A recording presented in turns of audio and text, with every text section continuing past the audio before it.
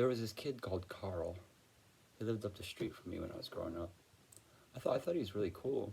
He was into like professional wrestling and stuff like that. And when you're like a child that's 5 years old, you don't have a lot of friends or a big circle or anything. So the people that you meet are important to you and they're special to you. And when it came time to start going to school, he was a couple years older than I was. It was really strange for me because he got picked on a lot.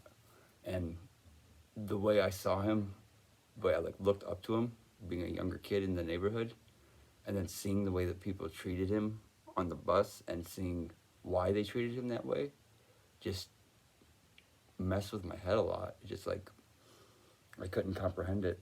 And one day, Carl wore these awesome Converse All-Stars that look like wrestling boots that come almost all the way up to your knees. And he got ridiculed by like 30 kids at once until he was like, I think he got off the bus or cried. It was just hard to watch. And that always stuck with me. And I was always friends with Carl. I still see him once in a great while. But when middle school time came around, Nickelodeon was a big deal for kids. And there was something on there called Double Dare. Double Dare had a host named Mark Summers. And if you went to Universal Studios in Florida, you could meet Mark Summers and attend a taping of Double Dare. And Carl did that, and he got Mark Summers' autograph, and he brought it to school because he's a kid fucking proud of something that he had. And he's showing it off in the locker room and gym. And this, like, what seems like a scary big person, an 8th grade person when I was a 6th grade person, took the picture and tore it in half. And I saw Carl start crying, and I think that was the first time I ever felt righteous indignation that caused me to become violent.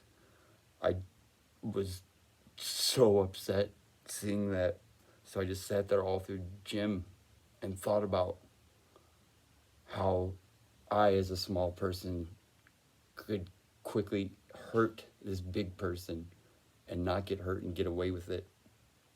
So I thought about the way that the layout of the locker room sat, and of course it would bottleneck where the 2 doors are when all the kids are rushing out. So I made sure to get in front of him, and he didn't know me. He had no idea that I knew him. And I waited until he was right behind me, and I got into the doorway right as that happened, and I just dropped to my knees and turned around, and I punched him right where you could take the wind out of somebody. And you don't have to hit anyone very hard to make that be a very scary experience, because you're walking and suddenly you're on the floor and can't breathe. And it took me like 2 seconds, and I just turned around and I did it so fast no one even noticed what had happened. And I wish I could remember that kid's name.